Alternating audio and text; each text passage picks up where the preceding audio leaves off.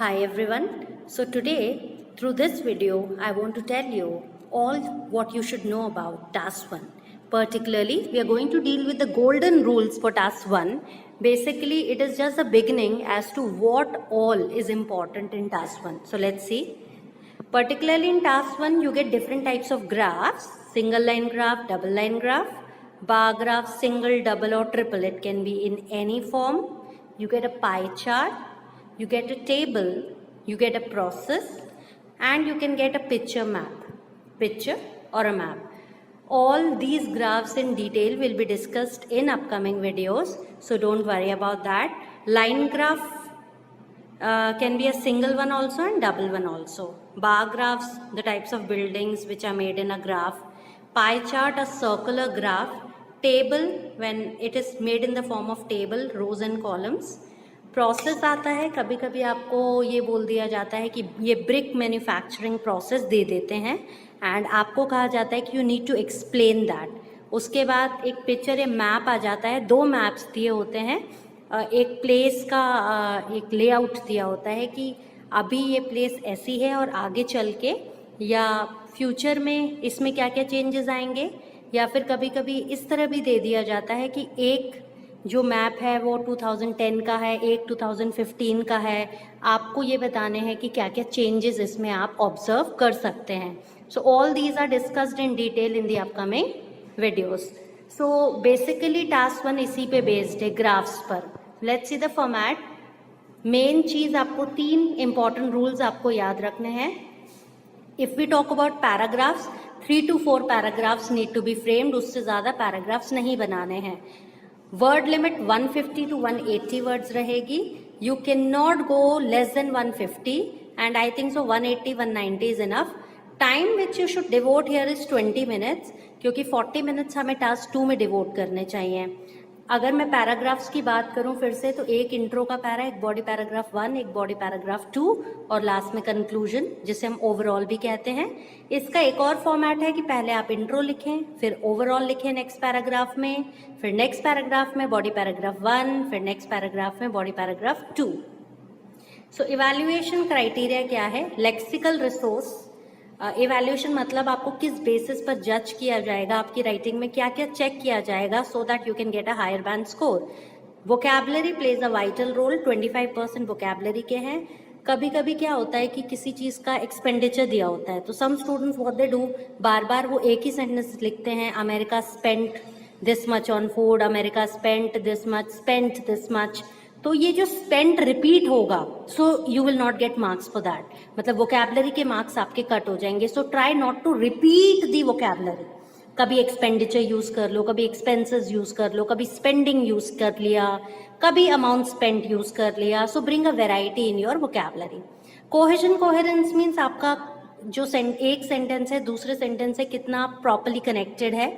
जैसे अगर हम प्रोसेस की बात करें तो आफ्टर दैट, देन से आप कनेक्ट करते हैं.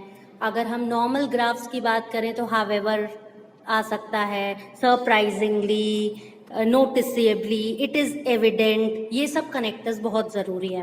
टास्क अचीवमेंट मीन्स आपको पूरा टास्क कंप्लीट करना है और जो जो इम्पोर्टेंट डिटेल्स हैं आपको उन्हें मिस नहीं करना है. Grammatical range and accuracy, of course we are talking about grammar, punctuations, इन सब के बारे में.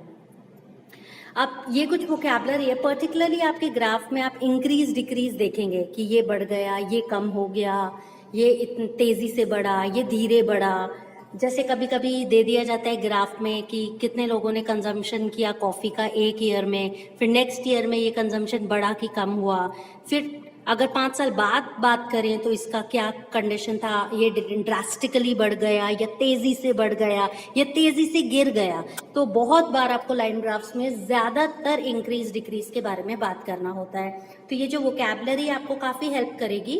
आपके पास राइज, जंप, ग्रो, ये आप देख सकते हैं. ये जो वोकैबुलरी है ये इंक्रीज से रिलेटेड वोकैबुलरी है. ये जो है ये डिक्रीज से रिलेटेड वोकैबुलरी है. तो हम चेक करते हैं पहले इंक्रीज, राइज, जंप. उसके बाद आप देख सकते हैं rise, jump, grow, climb, go up, increase, rocket. So ये इंक्रीज की वोकैबुलरी होगी. अब हम डिक्रीज की देख लेते हैं. Fall, drop, decline, decrease, go down, plunge, plummet. Plunge काफी तेजी से गिरने के लिए यूज होता है, प्लमेट भी काफी तेजी से डिक्रीज के लिए यूज होता है। थोड़े बहुत डिक्रीज के लिए आप फॉल, ड्रॉप यूज कर सकते हैं जब बहुत कम डिक्रीज हो। थोड़ा ज्यादा है तो decline, decrease, go down use कर सकते हैं। बहुत ज्यादा है तो आप प्लंज और प्लमेट यूज कर सकते हैं। अगर हम इंक्रीज की बात करें, राइज, जंप, ग्रो, क्लाइम, ये थोड़े बहुत इंक्रीज के लिए। गो अप, इंक्रीज, नॉर्मल इंक्रीज के लिए। रॉकेट मतलब बहुत तेजी से बढ़ना, जैसे रॉकेट ऊपर जाता है तो आप बोल सकते हैं there was a rocketing increase in the price of tomatoes. आप ये भी बोल सकते हैं there was a sky rocketing increase in the price of tomatoes. तेजी से बढ़ना, जैसे हम कहें एक साल में 20 था पर केजी और नेक्स्ट ईयर में वो 80 केजी पहुंच गया, 80 रुपीज पर केजी पहुंच गया, तो इसको हम रॉकेटिंग इंक्रीज या रैपिड इंक्रीज भी कह सकते हैं। ठीक है, अब हम आते हैं, आप बोलेंगे कि प्राइस बढ़ गया, लेकिन आपको ये भी बताना पड़ेगा कुछ सेंटेंसेस में कैसे बढ़ा, क्या काफी तेजी से बढ़ा। तो यहाँ हमारे एडवर्ब्स हैं डिस्क्राइब करने के लिए। मैंने कहा the consumption of coffee increased. अगर वो तेजी से बढ़ा है तो मैं बोलूंगी शार्पली या रैपिडली या क्विकली। ठीक है, अगर वो अच्छा खासा बढ़ा है तो मैं यूज करूंगी, I will use considerably, significantly, substantially. जैसे the price of coffee increase considerably. अपने आप से क्वेश्चन पूछिए, क्या बढ़ा? The price of coffee. फिर मैं बताऊंगी इंक्रीज्ड, उसके बाद मैं बताऊंगी कैसे बढ़ा, कंसिडरेबली। उसके बाद मैं बोलूंगी the price of coffee increased substantially, अच्छा खासा। The price of coffee increase significantly. तो हमेशा आप देख रहे हैं मैं पहले बता रही हूं इंक्रीज्ड, लास्ट में मैं बता रही हूं कैसे, रैपिडली, शार्पली, स्टीपली, ये सब लास्ट में। जैसे मैंने बोला the number of students increased, अब मुझे बोलना है धीरे से बढ़े या कम बढ़े, तो मैं यूज करूंगी the number of students increase steadily. Steadily का मतलब होता है धीरे धीरे लेकिन लगातार, है ना। ग्रेजुअली का भी मतलब होता है धीरे से, मैं बोलूंगी number of students increase gradually. The number of students increase moderately, धीरे धीरे बढ़ना। देन अब बहुत ही कम बढ़ा है तो number of students increase slightly या number of students increase slowly. तो let me repeat once more, sharply, rapidly आप यूज करेंगे जब आपको लगता है तेजी से बढ़ा, कंसिडरेबली, सिग्निफिकेंटली, सब्सटैंशियली जब आपको लगता है अच्छा खासा इंक्रीज है, उसके बाद स्टेडिली, ग्रेजुअली, मॉडरेटली जब आपको लगे कि स्लो इंक्रीज है या धीमा इंक्रीज है, स्लाइटली, स्लोली बहुत ही कम डिक्रीज के लिए यूज होता है। एक और चीज हमें इसमें डिस्क्राइब करनी होती है, वो है ये वाली, कांस्टेंट रहे।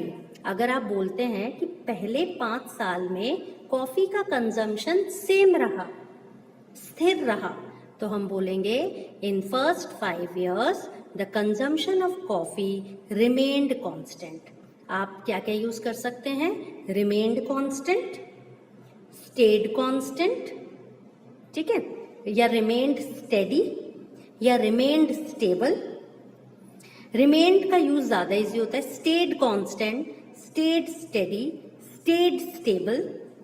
ये कब यूज करते हैं, जब हमें लगे कि स्टेबल रहा, स्थिर रहा, तब हम कांस्टेंट, स्टेडी और स्टेबल का यूज करते हैं। बहुत बार ये आएगा कि आप देखेंगे या कभी कभी थोड़ा बहुत डिफरेंस होता है 1-2% का, तब भी हम स्टेडी और स्टेबल यूज कर सकते हैं। मैं कहना चाहती हूँ कि कॉफी का कंजम्पशन पहले 5 साल में स्टेबल रहा, तो मैं बोलूंगी the consumption of coffee remain stable for first 5 years। या 5 years को हम पहले लिख सकते हैं, फॉर फर्स्ट 5 years कॉमा, हम किसकी बात कर रहे हैं, कॉफी के कंजम्पशन की, तो हम लिखेंगे द कंजम्पशन ऑफ कॉफी। फिर हमें बताना है इंक्रीज हुई कि डिक्रीज हुई, यहाँ पे तो इंक्रीज डिक्रीज की बात नहीं हो रही, हम बोल रहे हैं स्टेबल रहा, तो मैं वर्ब लिखूंगी रिमेन्ड और लास्ट में लिखूंगी स्टेबल। रिमेन्ड का मतलब है रहा, स्टेबल का मतलब है स्थिर। सो इंक्रीज, डिक्रीज, स्टेबल, ये 3 अभी आप सीखें। आगे वीडियोस में I have explained everything in complete detail, so you won't face any problem. So इन्हीं के सेंटेंस फिर से बने हुए हैं।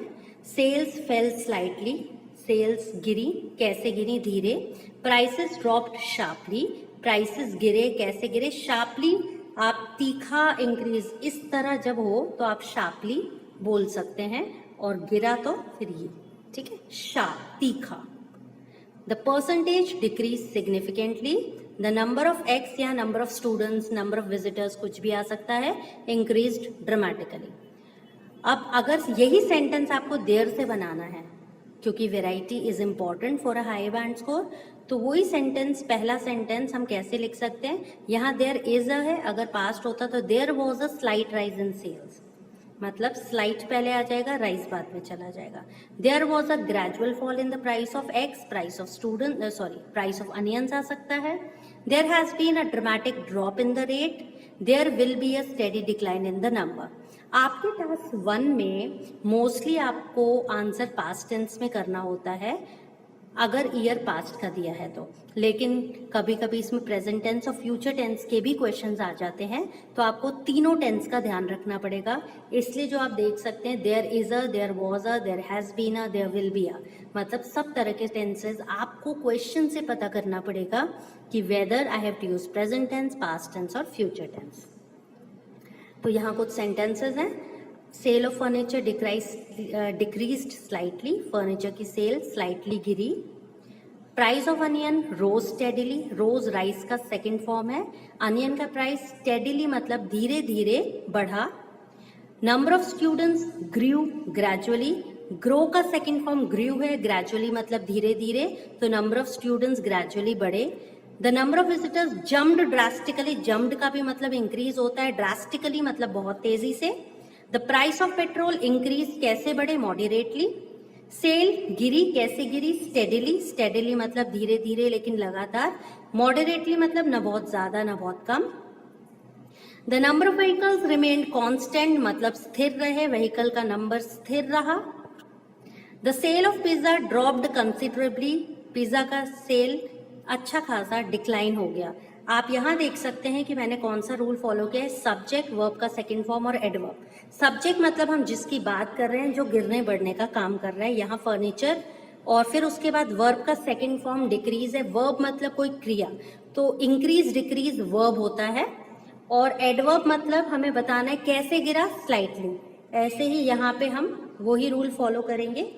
अनियन का प्राइस के बारे में बात हो रही है तो वो सब्जेक्ट, वो बढ़ा, राइस का सेकंड फॉर्म रोज, कैसे बढ़ा, स्टेडिली. ऐसे यहाँ सब्जेक्ट है नंबर ऑफ स्टूडेंट्स, यहाँ वर्ब है ग्रू, ग्रो का सेकंड फॉर्म ग्रू होता है, पास्ट टेंस में हम सेकंड फॉर्म यूज करते हैं. तो यार ये सारे सेंटेंसेस पास्ट टेंस पे बेस्ड है, इसलिए हमने सब्जेक्ट प्लस वर्ब का सेकंड फॉर्म प्लस एडवर्ब डाला है. आप हर जगह देखें, नंबर ऑफ विजिटर्स ये सब्जेक्ट है, जम्प्ड वर्ब का सेकंड फॉर्म है, ड्रास्टिकली एडवर्ब है. एडवर्ब मतलब वर्ब कैसे हुआ, अगर बढ़ा तो कैसे बढ़ा, और डिक्रीज हुआ तो कैसे डिक्रीज हुआ. Price of petrol decrease, increase moderately. तो ये सब जो चीज के बारे में हम बात कर रहे हैं वो सब्जेक्ट, इंक्रीज डिक्रीज वर्ब, और एडवर्ब उसकी क्वालिटी की, वो बढ़ा या घटा कैसे. सो इसी सेंटेंसेस को तीन स्टाइल में हम कैसे लिख सकते हैं. एक ही सेंटेंस को हमने लिखा there was a rise in the sale of furniture in 2001, तो ये सेंटेंस देयर वॉज से स्टार्ट हुआ. फिर हमने लिखा, इसी को आप देख सकते हैं, अ राइज से स्टार्ट कर दिया. A rise was seen in the sale of furniture in 2001, ये पैसिव वॉइस है, इसलिए इसमें वॉज वर्ब के साथ वर्ब का थर्ड फॉर्म आएगा. अब इसी सेंटेंस को और कैसे लिख सकते हैं, यहाँ सब्जेक्ट है सेल ऑफ फर्नीचर, हमारा जो वर्ब का सेकंड फॉर्म है, तो यहाँ सब्जेक्ट आ गया, ये वर्ब का सेकंड फॉर्म हो गया, और ये ईयर हो गया. The sale of furniture rose in 2001, furniture की सेल बढ़ी 2001 में. तो मैं इन सेंटेंसेस के थ्रू आपको ये बताना चाहती हूँ कि ये तीन सेंटेंसेस मोस्टली आपकी राइटिंग में बार बार रिपीट होंगे. इनफैक्ट आगे in the upcoming videos I have added all types of sentences which are included in task 1, so keep on working on that. ये तीन सेंटेंसेस की और practice I have given in upcoming videos. ये example है, जैसे there was a gradual fall in the price of apples, तो यहाँ बात किसकी हो रही है, एप्पल्स के प्राइस की. और the price of apples fail gradually, तो यहाँ हम किसकी बात कर रहे हैं, एप्पल्स का price. Fail is second form of fall.